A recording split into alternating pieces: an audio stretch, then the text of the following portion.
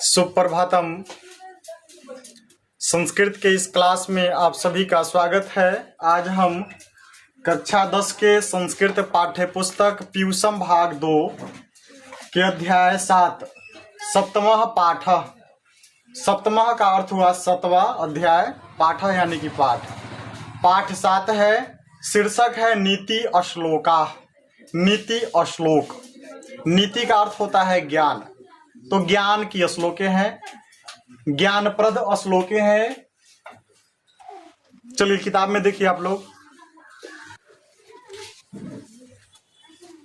बड़का पेटू है तू है, खाने चल जाता है गधा है। भूख लगता है। ये कौन तरीका है? चलिए देखिए किताब में देखिए, लिखता है अयम पाठः सुप्रसिद्धस्य ग्रंथस्य महाभारतस्य उद्योग पर्वणः अंश विशेषः रूपाया विदुरनीतेः संकलितः। यहाँ पे अध्याय दिए हुए हैं, अध्याय 33 से 40।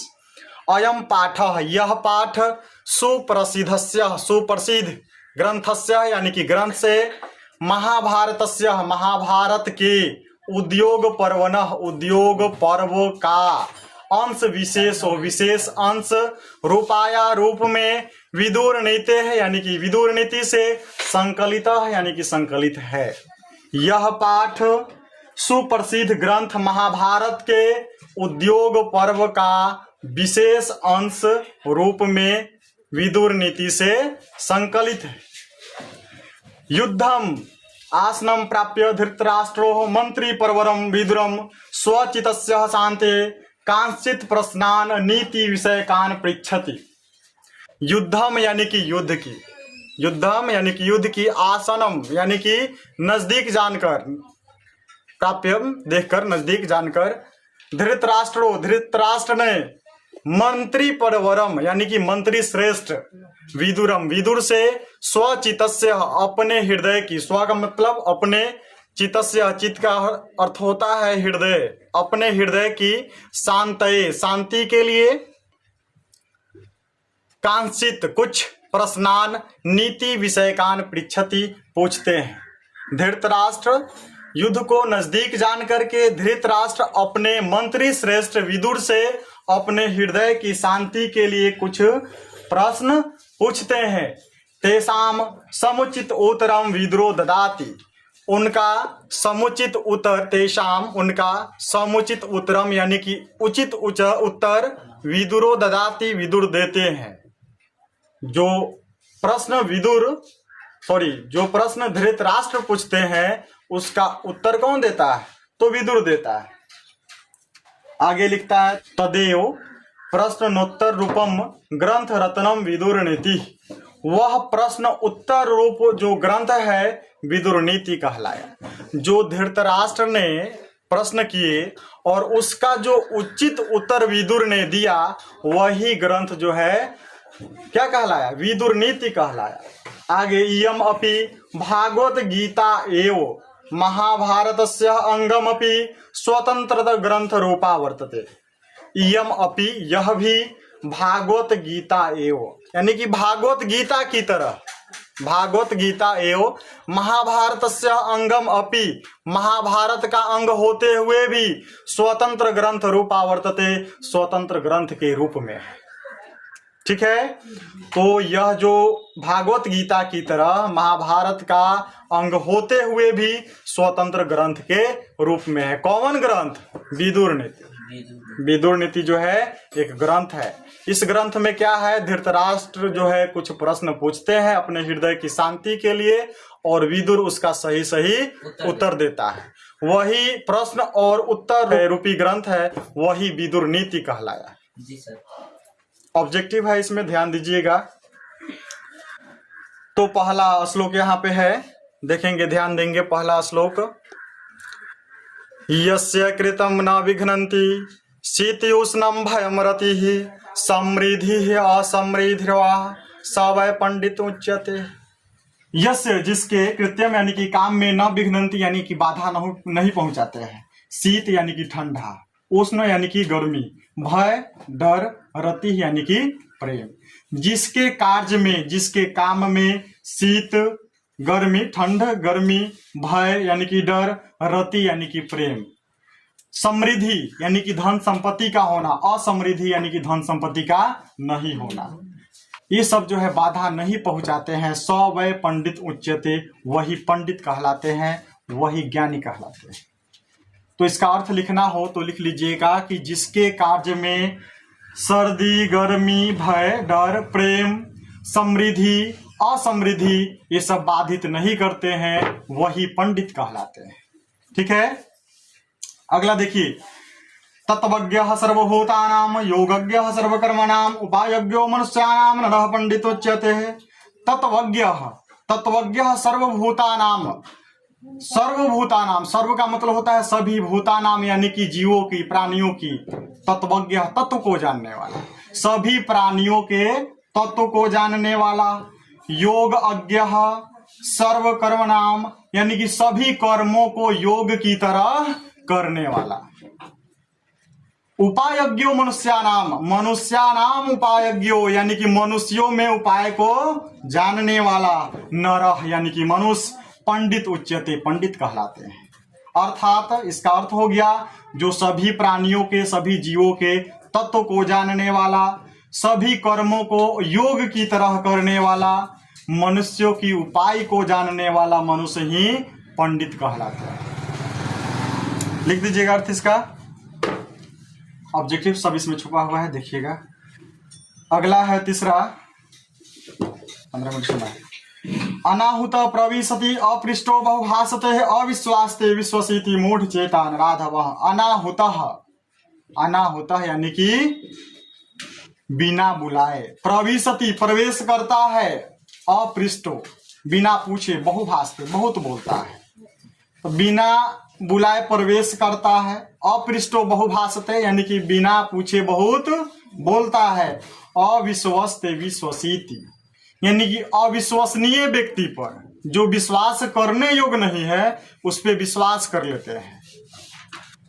मूढ़ मूर्ख, चेता है यानी कि हृदय, नराधमः नर धन अधमः, नरों में अधम है यानी कि नीच है। यहाँ पे नर के 3 कोटि बताया गया है, एक होता है उत्तम कोटि का, दूसरा मध्यम कोटि का और तीसरा अधम सबसे नीच कोटि का। तो ऐसा नीच मनुष्य कौन है? मूर्ख हृदय वाला नीच व्यक्ति है, जो अनाहुता प्रविशति, जो बिना पूछे कहीं पे प्रवेश कर जाता है, बिना पूछे कहीं चल जाएगा, कौन घर में घुस जाएगा, एंट्री ले लेगा, वो कहीं पे चला जाएगा। अपृष्टो बहुभाषते, बिना पूछे आके बकर बकर बोलने लगता है बीचे में। अविश्वस्ते विश्वसीति, अविश्वसनीय व्यक्ति पर विश्वास करता है। हम कह दे कि 5 हाथ के भूत हमारा दिखाई दिए था, हम सवेरे आ रहे थे तो सोच मेरे सर जी के 5 हाथ के भूत दिखाई दे रहे ना। एक कहानी कहते हैं कि इतना बड़ा बैगन था कि जब सड़क पर न आटा था उसको काट करके टेम्पो पर ले जाया गया, तब बताइए उसका पेड़ कितना बड़ा होगा ना। तब लड़का सब सोचने लगता है कि सोच में रहे कितना बड़ा होकर पेड़ होगा। भाई अविश्वसनीय बात है, इस पे विश्वास नहीं करते हैं। जो इस पे विश्वास करता है वह मूढ़ चेता नराधमः, मूर्ख हृदय वाला सबसे नीच व्यक्ति होता है। अगला, एको धर्मः परम श्रेयः क्षमा एका शान्तिरुत्तमः विदेय एका परमा तृप्तिः अहिंसा एका सुखावः। एको धर्मः परम श्रेयः यानी कि एक धर्म ही परम यानी कि श्रेष्ठ है। किसी भी धर्म को मानिए, एक धर्म को मानिए, वही आपकी श्रेष्ठता है। किसी एक धर्म को मानते हैं, आप जिस धर्म में जन्म लिए हैं आप उसी धर्म को मानिए। एको धर्म परम श्रेयः, मात्र एक धर्म ही सबसे बड़ा धन है कहा जाए तो, श्रेष्ठ है, वही श्रेष्ठ है। क्षमा एका शान्तिरुत्तमा, क्षमा ही एक है। क्षमा एक ऐसी वस्तु है, ऐसी चीजें है जो उत्तम शांति प्रदान करता है। क्षमा एका शांति उत्तमा, क्षमा जो है उत्तम शांति है। विद्या एका परमा तृप्ति, विद्या एक विद्या है जिससे परम तृप्ति मिलती है। विद्या से क्या होती है? तृप्ति मिलती है, यानी कि जिस चीज के बारे में हम न जानते हैं उसके बारे में हम जान जाते हैं, उसको कहते हैं तृप्ति। अहिंसा एका सुखावह, अहिंसा एक ऐसी है जो सुखावह, सुख को प्रदान करती है। तो ठीक है, यानी कि एक धर्म ही सबसे श्रेष्ठ है, क्षमा ही एक उत्तम शांति है, विद्या से हमको तृप्ति मिलती है, और अहिंसा एक ऐसी है जो सुख प्रदान करती है, श्रेष्ठ सुख को प्रदान करती है। यानी कि आप जब तक हिंसा कीजिएगा तब तक आपको सुख चैन मिलने वाला नहीं। इसलिए अहिंसा परमो धर्म, अहिंसा परम धर्म है। जानते हैं, चाहते हैं कि जीवन में सुख रहे, इसलिए मार काट लड़ाई झगड़ा ये सब बंद कर दीजिए। अहिंसा नहीं, सॉरी हिंसा नहीं। आगे, त्रिविधनम नरकस्य इदम द्वारम नाशनमात्मनः कामः क्रोधः तथा लोभः असमातदेत यंत्रम त्यजेत। त्रिविधम यानी कि तीन प्रकार, नरकस्य इदम यानी कि नरक के, यह द्वारम यानी कि द्वार है। नरक के कितने द्वार है? 3। नाशनम आत्मन, जो अपने आप का खुद का नाश कर देती है। नरक के 3 द्वार है जो अपने आप को नाश कर देता है। क्या क्या है? काम, काम गलत काम, क्रोध तथा लोभ, लोभ, अस्मात् एतत् त्रयम त्यजेत। काम, क्रोध और लोभ ये सब नरक के 3 द्वार है। तीनों काम में रहिएगा, तीनों पास आपके पास है तीनों, तो नरक के द्वार आपके लिए एकदम खुला रहेगा, चल जाइए। आगे कहता है तस्मात् एतत् त्रयम त्यजेत, इसलिए हमें इस तीनों का क्या कर देना चाहिए? त्याग कर देना चाहिए। नरक के 3 द्वार है, काम, क्रोध और लोभ, जो अपने आप का नाश कर देता है, इसलिए हमें इन तीनों का त्याग कर देना चाहिए। ठीक है, लोभ नहीं करते हैं, न गलत काम, और न ही क्रोध करते। क्रोध उतना ही रखिए जितना पानी पर लिखा हुआ रह सकता है, उतना ही देर। ठीक है, पानी पर लिखा हुआ क्षण भर भी नहीं रहता है, इसलिए क्रोध उतना ही रखिए जितना उस पर लिखा हुआ रह सकता है, क्रोध नहीं करते। रोषम करोति दोषम दीर गंभीरम, रोषम करोति दोषम यानी कि रोष जो है दोष कर देता है, गुस्सा गलती हमेशा गलती करता है, इसलिए। अगला 6ठा पद देखिए इसका, इसमें विदुर कहते हैं धृतराष्ट्र को, किनको कहते हैं कि हे राजन, षड दोषा पुरुषेने हातव्या भूतिमिक्षता निंद्रा तंद्रा भयम क्रोध आलस्य दीर्घ सूत्रता। लिखा षड दोषा, षड यानी कि 6 दोषा है, यानी कि दोष, गलतियां। पुरुषेने है हातव्या, पुरुषों को हातव्या कर देना चाहिए, छोड़ देना चाहिए। भूतिम इक्षता, अपनी इच्छा से। 6 दोष पुरुषों को अपनी इच्छा से ही त्याग कर देना चाहिए, छोड़ देना चाहिए।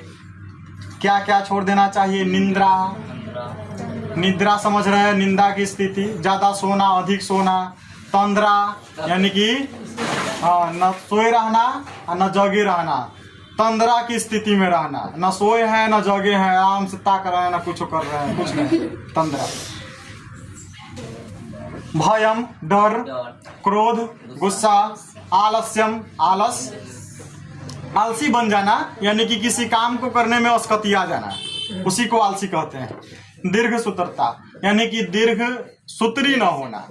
हाँ, देर से काम करने वाला को दीर्घ सूत्री कहते हैं, तो किसी काम को देर से नहीं करते। इसलिए खाने का समय 5 मिनट में है तो उसको आधा घंटा मत लगाइए। ट्यूशन आने का समय जो है 5 मिनट में चलाते हैं ट्यूशन पे, तो आप आधा घंटा लगाते हैं, तो आप क्या हुए? दीर्घ सूत्री हुए।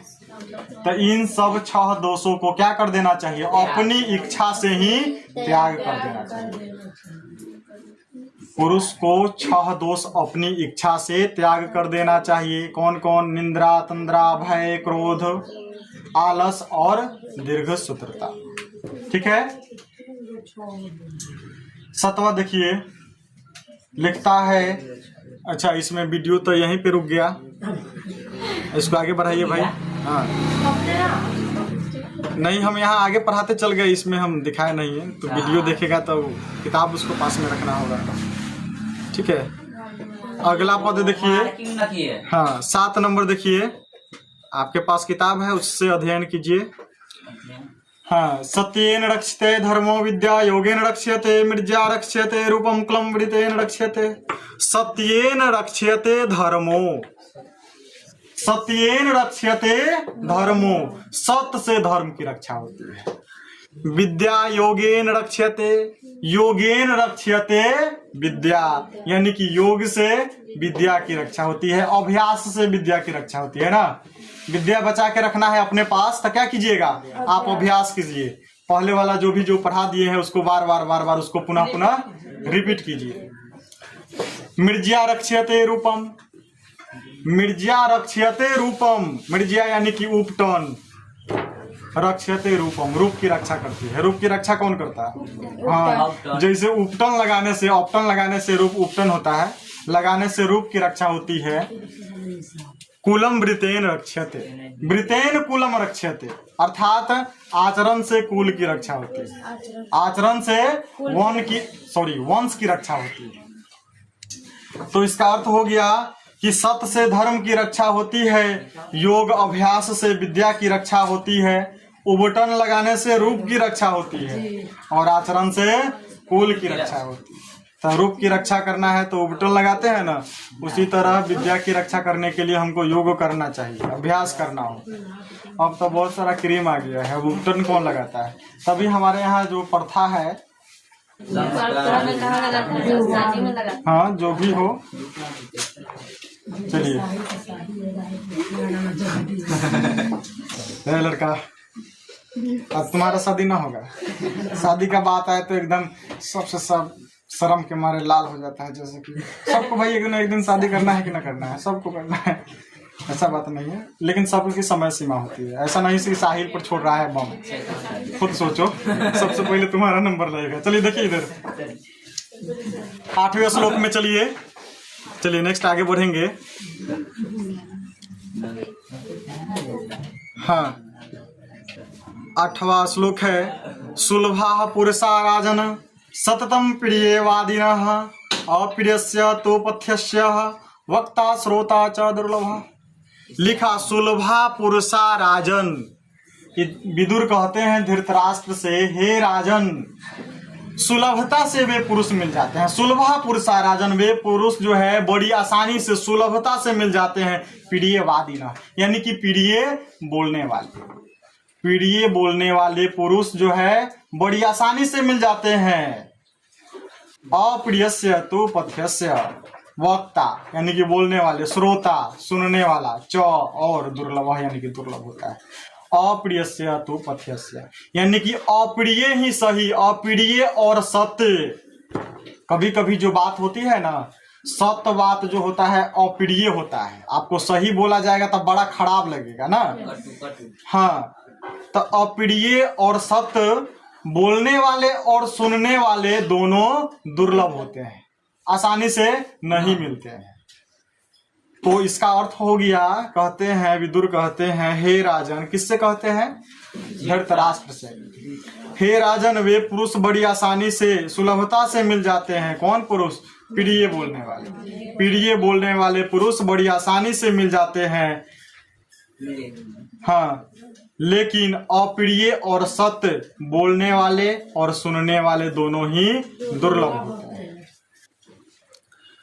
अगला पद देखिए, लिखता है, पूजनीया महाभागा पुण्याश्च गृहदीप्त्यः स्त्रियः श्रियो गृहस्यो वक्ता अस्मात् द्रक्ष्या विशेषतः। पूजनीया महाभागा पुण्याश्च यानी कि पूजनीय है, महाभागा महाभाग्य है, पुण्याश्च पुण्य को देने वाली है, गृह दीप्त्य घर की दीपक है। स्त्रिया कौन है? स्त्रियों के बारे में। हाँ, स्त्रिया स्त्रियो, स्त्री है लक्ष्मी है, घर की लक्ष्मी है, गृह से लिखा गृह से। तस्मात् द्रक्ष्या विशेषतः, अतः इसकी रक्षा विशेष कर खास कर होनी चाहिए। जो स्त्रियां है वह पूजनीय है, पूजा करने योग्य है, महाभाग्य है, पुण्य देने वाली है। व्रत करती है तो उनसे पुण्य मिलता है। हम लोग कहाँ व्रत करते हैं?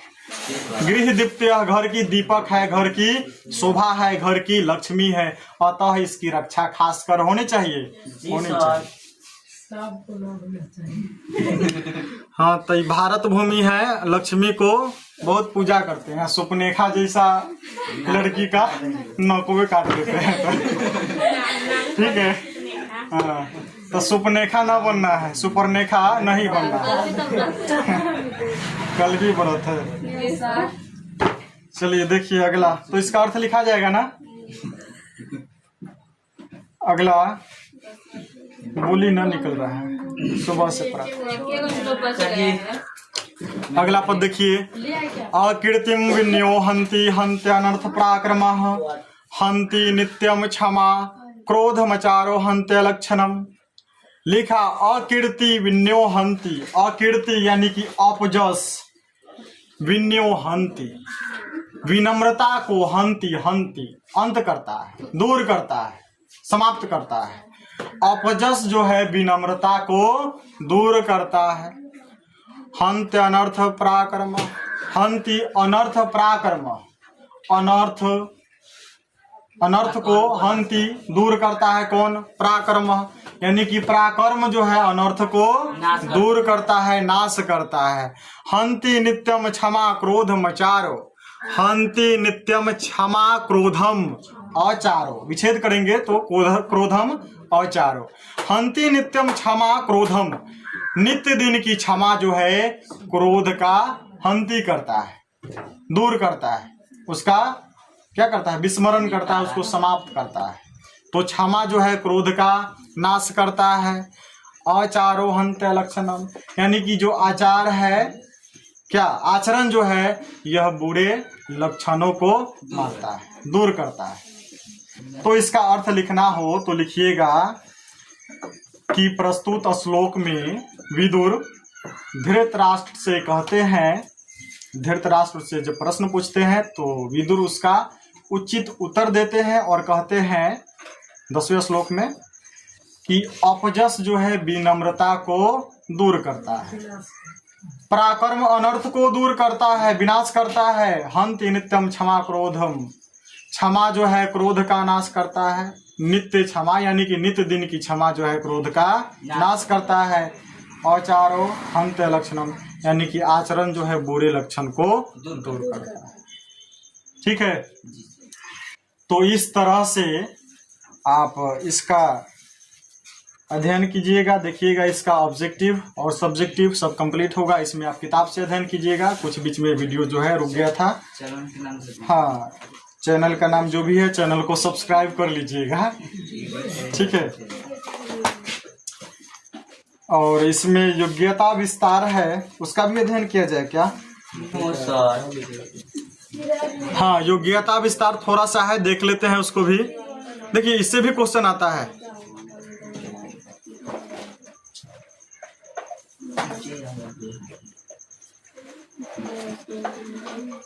कीप क्वाइट, शांत रहिए भाई साहब। योग्यता विस्तार में देखिए लिखता है, धृतराष्ट्रेण सह विदुरस्य संपन्न संवादः विदुर नीति इति कथ्यते। धृतराष्ट्रेण यानी कि धृतराष्ट्र के सह साथ, विदुरस्य विदुर के, संपन्न संवाद, संपन्न संवाद यानी कि बातचीत, विदुर नीति इति कथ्यते, विदुर नीति कहलाया।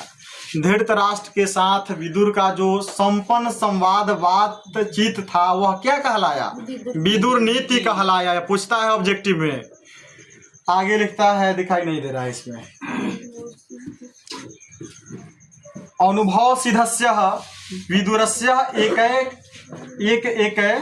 एक एकम, इसको पढ़ेंगे विच्छेद करके, पदम नीति असमतम समतम, नीति समतम, उसके व्यवहारिकम अनुकरणीय च अस्ति। ये कहता है कि अनुभव सिद्ध विदुर के एक एक पद नीति संपन्न और व्यवहारिक और अनुकरणीय है। सदा यदा धृतराष्ट्रः विदुरम पृच्छति, जब धृतराष्ट्र विदुर से पूछते हैं, हे विदुर, अस्मिन् संसारे सुखानि कानि सन्ति, इस संसार में अच्छा सुख क्या है? कैसा है अच्छा सुख? सुख किसको मिलता है? लिखता है अस्मिन् संसारे सुखानि कानि सन्ति। इस संसार में सुख क्या है? तो विदुर उक्तवान, विदुर कहते हैं, क्या कहते हैं? अर्थो गम्यो नित्यम नित्यम अरोगी च प्रिया च भार्या च प्रियवादिनः च वयः च पुत्रो अर्थकरी च विद्या षड जीवो लोकस्य सुखानि राजन। लिखा अर्थो, अर्थ गमो, अनित्यम रोगिता, यानी कि डेली प्रतिदिन अर्थ का क्या हो? आगमन हो। प्रतिदिन धन संपत्ति का जिसके यहाँ आगमन होता है, डेली पैसा धन संपत्ति आता हो। नित्यम रोगिता च, यानी कि और जो परिवार के सदस्य हो वह क्या हो? रोगी नहीं हो, रोग मुक्त हो। प्रिया च भार्या च प्रियवादिनः च, प्रिया जो हो, भार्या यानी कि पत्नी कैसा हो? सुंदर हो। जिसका पत्नी सुंदर हो, असुंदर ही नहीं हो। प्रियवादिनी च, सुंदर बोलने वाली भी हो। ऐसा नहीं कि सुंदर है वो कटु बोलता है, तो सुंदर भी हो और सुंदर बोलने वाली हो। वयः च पुत्र अर्थकरी, और जो पुत्र है क्या है? आज्ञाकारी हो, अर्थकरी हो। विद्या जो है वो ज्ञानप्रद हो। षड जीवन जीव लोकस्य सुखानि, यह 6 जो दोष है जिसके पास रहते हैं वही सुखी है। विदुर कह दिए कि प्रतिदिन जिसके पास धन का आगमन हो, इसमें दिखाई नहीं दे रहा है, प्रतिदिन धन का आगमन हो और जिसका परिवार कैसा हो? निरोग हो। प्रिया भार्या जो हो, पत्नी हो, उसका सुंदर हो और सुंदर बोलने वाली हो। पुत्र कैसा हो? आज्ञाकारी हो और विद्या लाभकारी हो। ऐसा विद्या लेते हैं जो लाभकारी होता है। यह 6 जिसके पास होते हैं उसी के पास संसार के सबसे बड़ा सुख है। तो नीति श्लोक से इसका सब्जेक्टिव ऑब्जेक्टिव देख लीजिएगा। पंखा चालू कर दो। छोटी वाला है, बंद करो।